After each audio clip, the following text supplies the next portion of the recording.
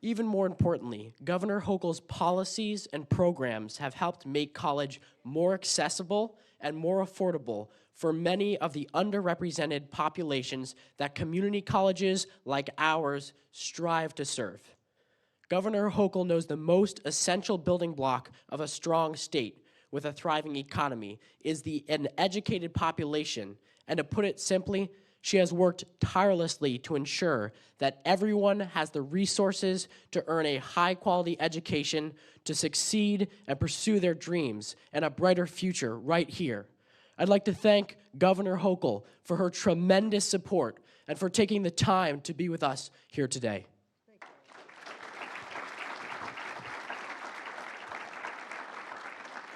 Thank you so much. All right, good morning, everyone. Governor, it's such an honor to be here today, moderating our first ever Future Leaders Fireside Chat. So today we're going to dive into some of the big ideas from your state of the state that directly impact us, the students and young people of New York. So we're going to be covering a few initiatives from mental health support for teens to career opportunities and getting a head start on college, as well as other recreational opportunities for youth like sports and other youth centers.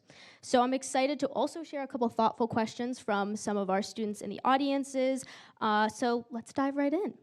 First things first, Governor Hochul, you will be giving your State of the State address tomorrow and outlining your vision for the future. Many of us in this room are also looking to the future, whether it's college or whatever path we choose. So I'd just love to start and ask you, can you share maybe what led you to becoming Governor of New York? That's a long, long journey, Jane, but thank you to you and to Austin. You talk about future leaders. I think he's got a career in politics. Just don't run for governor anytime too soon. And you as well, Jane. It takes a lot to do what you're doing, and I appreciate that. In Hudson Valley Community College, Mr. Copeland, our leadership here, our chancellor, John King, and many others.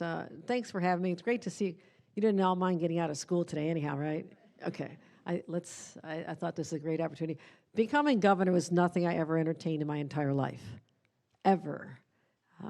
In 8th grade, I took a social studies class, like many of you did. I learned about government. I had a wonderful teacher, Mr. Peter James, who opened my eyes to, the institutions of government, but also how government is a place where you can help solve problems and help people. So I would say back then in school, I started really enjoying my social studies classes, took a trip to Washington, saw the beautiful Capitol dome gleaming in the sunlight, and thought maybe someday, maybe I could actually work here for somebody else. That was what it was like when you were a young woman many years ago. You didn't think of yourself as an elected official. You were always going to be the support behind somebody else. But what helped me a lot was what I did in high school. There was a BOCES program. Who's with BOCES? Anybody? BOCES program had a government studies program where I would take the bus. I got a chance to leave every day around noon. I had to skip lunch in study hall. And I think gym a few times, but I wasn't much of an athlete, so it didn't matter much. But I took the bus to go with other kids, and we could do an internship. And I decided to do an internship at Democratic headquarters. And believe it or not, this is the year that Jimmy Carter was first running for president. So I worked on his campaign. I worked for Senator Moynihan, who was a senator running for his first time. So I was there, this young high school kid, the only girl in the room, the youngest by far, and I was just absorbing all these people who so believed in politics as the way to get people to public life and to really serve their communities. So fast forward, I decided to run for office at the local level to make a difference in my community. I thought that was the best job I'd ever have, council member. Then I had an opportunity to run for county office. Then I had to run for Congress. And then I became lieutenant governor. So it was a sequence that, I'm telling you this because I don't want you to think you have to know your career path now. There's nothing that I just told you that I ever expected I'd be doing. I couldn't plan for it. All I knew is that I had to get the best education university, so I saw the power of what people like Austin are doing, and many of you who are in student government in your high schools. That's an important place to just test out whether you're comfortable in that arena. Clearly, Jane is. I mean, this is a big deal to be able to do this. So I didn't expect it, but life is like that. Just always be ready, and the foundation of it all is to have that good prioritizing, creating those opportunities, those pathways, the options. I mean, whether it's an apprenticeship to get a job working with your hands and building the roads and highways and our great buildings and our infrastructure, whether you want to work for state government. Anybody have a parent or relative who works for state government out there? Grandparents, parents, friends, neighbors. I mean, this is a big job, a big employer, but it's not just an employer. It's an opportunity to serve at an extraordinary level. So I just want all of you right now to start thinking expansively about your future, because you are at great high schools in this region, or if you're at the community college, you're in a phenomenal organization. I've been out here a number of times. But so get that strong foundation of an education, and there is no stopping you. Absolutely. Sounds like it all starts in participation in government class. It We sure got some of does. those students out here. Anybody in participation in government these days? Do they still call it PIG? Nice. Okay, yeah, because I Love it. remember that. Aid training program that you've mentioned. New York is already a national leader in this area with our new social media law, but if you could kind of speak to what this first aid training program aims to do. Jane, this came about because after I became governor, we started seeing statistics about teenage mental health, the rise in depression, especially among young girls. Suicide rates were spiking up. And I started asking, what's going on here? And it really came down to two factors that I identified. One was the lingering effects of the pandemic. What grades were you in when the pandemic hit? 7th grade? You didn't hit your 8th grade graduation. It was all remote, right? That's a key time for you to be just hanging out with your friends and participating in sports and getting to know new teachers. And that was robbed from you, right? Or stolen from you. You lost those critical connections at a time when you're 12, 13, 14 years old, and you should have been able to break away. Instead, you're relegated to your kitchen table or your basement or your bedroom for a long time. Do you think that had an effect on anybody? Yeah, a lot of heads nodding. I say it still does, because that sense of security that I always grew up with, that my kids were able to grow up with, you didn't have that because you don't know whether this could happen again. Think about that. Everything you knew was just so radically changed overnight. Your life was turned upside down, and I think it does something to you, and it affects the psychology of people who have to go through the trauma of this. So I'm not saying that's an excuse, but also at the same time was the rise in addictive algorithms from social media companies that were starting to bombard you with messaging that you weren't asking for. And if you were a teenage girl contemplating suicide and looking for help and you put in suicide, these algorithms saw that and they would send you ideas on not how to get help, not who you could turn to, not uplifting messages to get you out of that mental state. They would send you messages on how to commit suicide. So there was something very dark going on at a time when you're isolated at your home.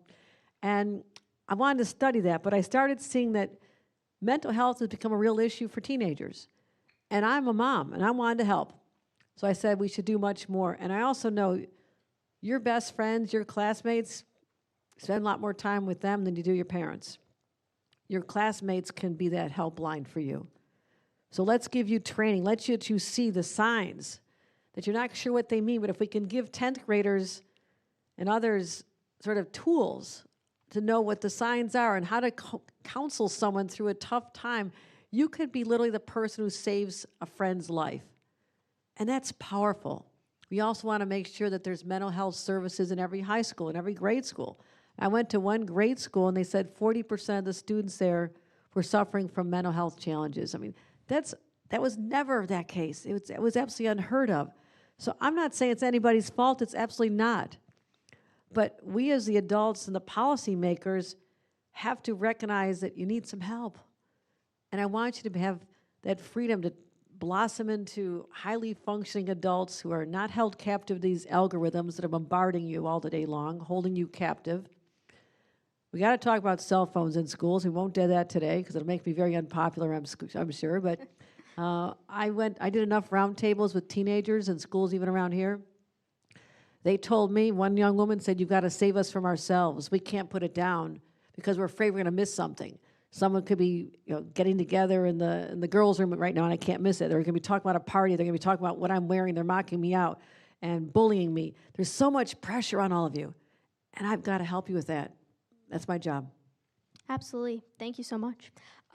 one of the things that on top of all this pressure that we feel, peer pressure, et cetera, we're also planning for the future. We're 18 years old, deciding what we're going to do with the rest of our lives. So, maybe for those of us who don't know quite yet what we want to do you have any advice for somebody that's still testing out the waters? Like I said, just what I did, there are so many opportunities for internships, even when you're in school, volunteer work. There are so many organizations that are looking for someone just to give your time. You can mentor young kids at a local club, at your church or your synagogue or wherever you gather. Your neighborhood has a little club for kids that are younger than you. You are of the age when young people look up to you as adults, literally. And there's a lot of young people. Some of you have younger siblings. You know what I'm talking about. 15, 16, 17, it became my life. I never thought it would. So I'm just saying, whether you're interested in healthcare, go volunteer at a clinic. You want to help people, go down to a homeless shelter. There's countless ways that I'm saying right now, if you've got free time in your week, get out there and do this. Now, selfishly, it also helps when you're applying for colleges, if you're going to go to college, right? They want to see that you've been engaged. You're not just been sitting here all these years and just, focus on your own lives. People want people who are outward thinking and think about your contributions. And I'm going to tell you something really grim to think about, okay? They talk about the dash. You know what the dash is? On the tombstone, it's the day you're born and the day you die. The dash is your life in between that time. The question is, when you're getting as old as I am, what will that dash have meant? Will you've made a difference while you're here, or are you just going to take up space? Will you've made your community better, families better, the planet better, healthier? What is the contribution that you're going to make to justify your time on earth? Because that's how I'm looking at it. That's how I look at my own life. Am I doing enough every single day? Because you don't get that day back, my friends. You don't get the days back. Every day must be viewed with urgency to do something for someone else or your community, because that's why we are here taking up space. Don't forget the dash. That's what matters. That's what matters. So there's so many ways to contribute. You want to be an intern for me? Give me a call. I started as an intern. I was an intern for the New York State Assembly. I'm back on my first year of high school. First year of 40 years. So be open-minded, but have fun with it. Don't look at the future with dread. And then we can talk about some of the other issues that might be on your mind, your parents' mind, and how to, everything's so expensive. You know this. You've been shopping for yourselves for a while. I used to babysit. What do they pay babysitters now? Anybody babysit? What do you get paid an hour? What do you, 20? Me as well. $20? Yeah. It's pretty good. I got 50. I'm glad you're getting 20. But you see everything you're buying at the mall going up, right? Or online. The prices are going up. I'm trying to put more money back in your pockets, your parents' pockets, and make things a little bit easier, because I know that's a stressor for all of you. But whether you go to college, whether you want to work in an apprenticeship program, you want to go to community college or a four-year college, or get a PhD, or start work right out of college, right out of high school even, I will tell you one thing that should make you feel good. There are 460,000 open jobs in the state of New York right now. There is something waiting for you. So do not stress about that part of your future. Go pursue something you love, not a job, but a career in something you're passionate about. And there are plenty of openings, unlike when I was growing up and my own siblings had to leave because nobody could find jobs. It was a very different time. No jobs, unemployment was high, factories and business were shutting down. It is a whole new world for you out there, whether it's in technology. Micron, you hear, is coming. Do you hear about Micron? 50,000 jobs making semiconductor chips. What we're doing here in Albany is extraordinary. Semiconductors, artificial intelligence. The jobs are going to be incredible. There's jobs that you will have that we can't even contemplate right now. Into the future with open arms. Say, here I am. Absolutely.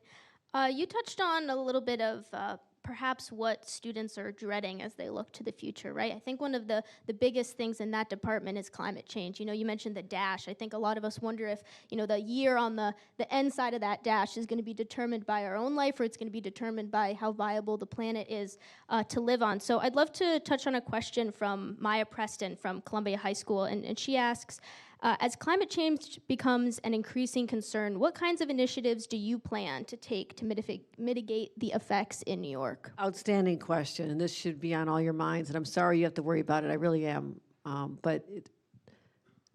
When I was your age, I used to live near Lake Erie. Lake Erie was polluted. There was dead fish on the beach. At night, you could see the Bethlehem steel plant where my dad and grandpa worked, looked like molten lava, this orange lava-looking substance into the lake, polluting it every day. The skies were orange, not blue. That's the world I grew up in. I'm lucky I'm still alive. But you don't go through that and not become a true environmentalist at heart. We've made great strides because of policies out of Washington years and years ago. Richard Nixon, believe it or not, started the EPA, working on clean water, clean air, cleaning up our lands. But the challenges are so different right now. We have to continue doing what we can, and just a week or a 2 ago, I signed something called the Climate Change Superfund Bill, which says we have to have the money to build up the resiliency because the effect on climate is happening right now. You see it. And I want the large polluters who brought us to this place over many years of oftentimes knowingly using fossil fuels in a way that was so damaging, greenhouse emissions that we're suffering from right now, that they should pay for this and not the taxpayers of New York. So this is a massive bill. The only other state that has attempted this is Vermont. I think other states should, but this also would be $75 billion over many years to help us start building up. That's one thing we can do, but we have to start this conversion, and I want to go faster. And I am nervous when I see Washington, the incoming president, talking about, for example, shutting down offshore wind. We're proud of what we're doing with offshore wind. It's extraordinary.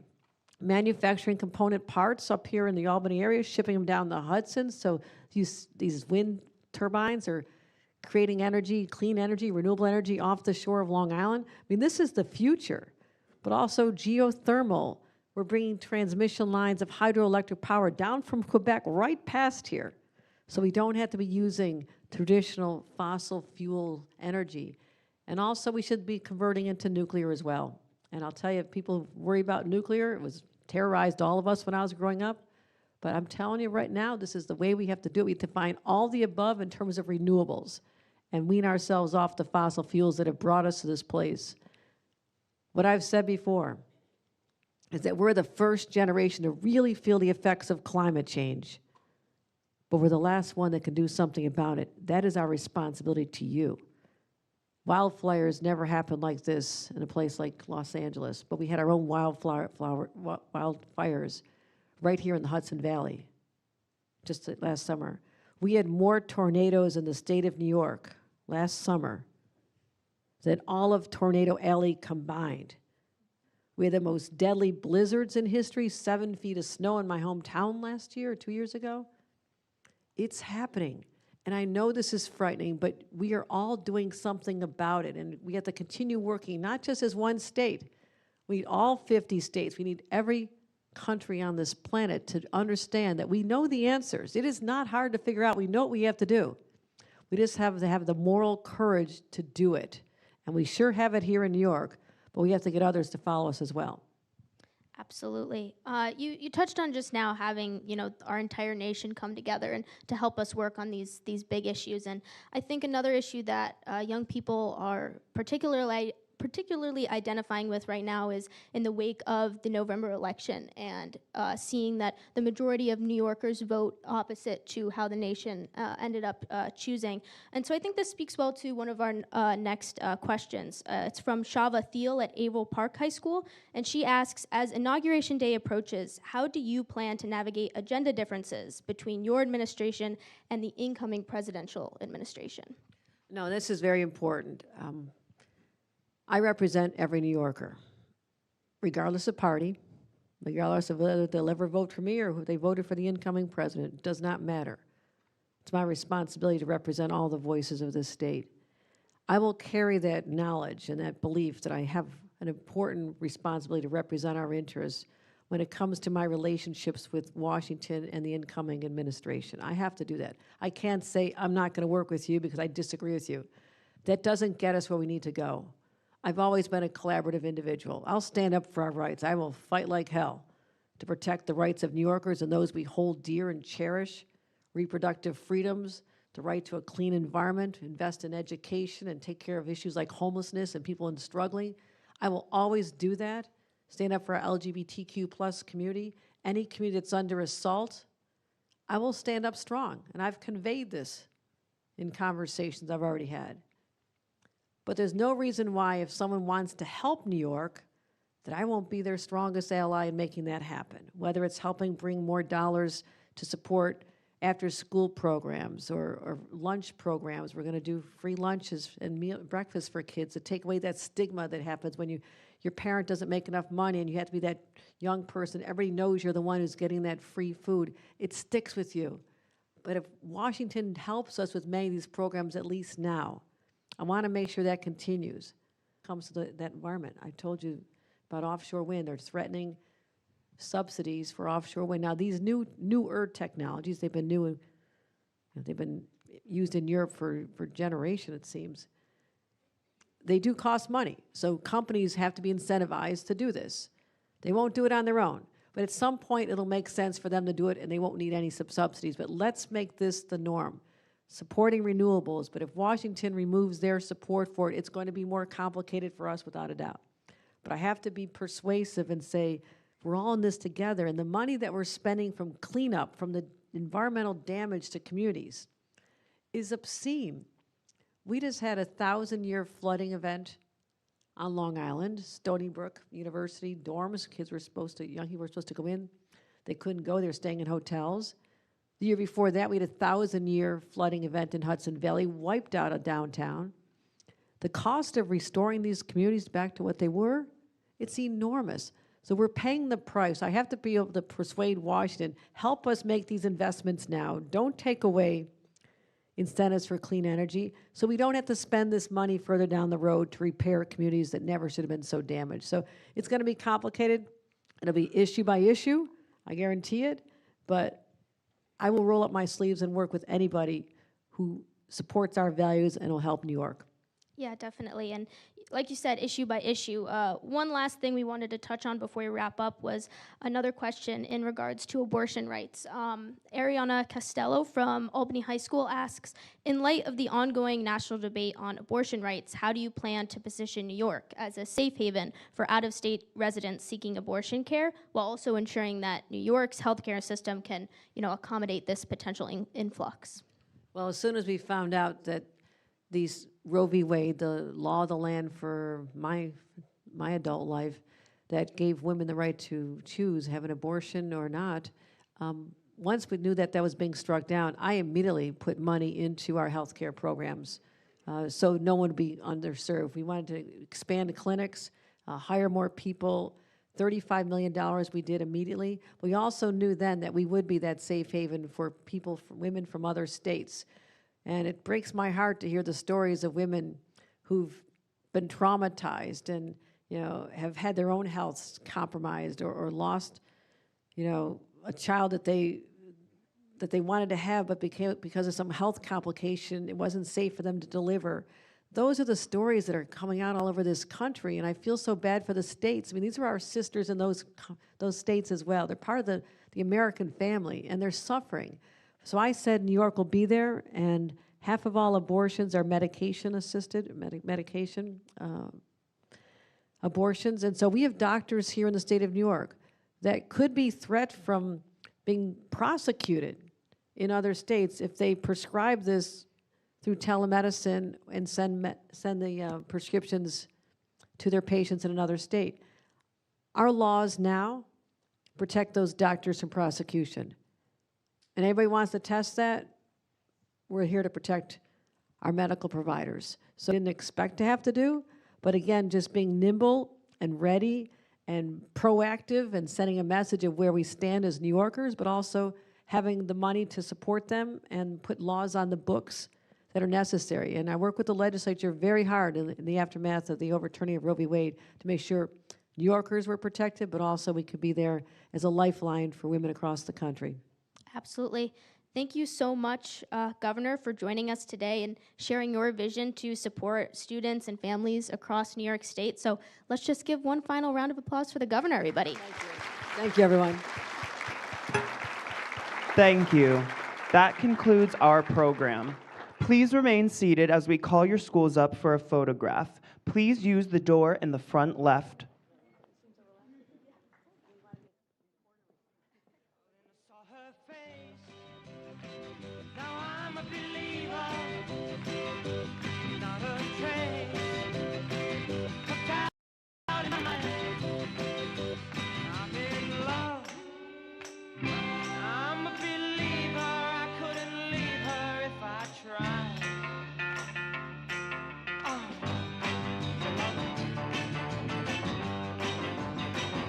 All right, first up, HVCC Administration, Board of Trustees, and SUNY leaders.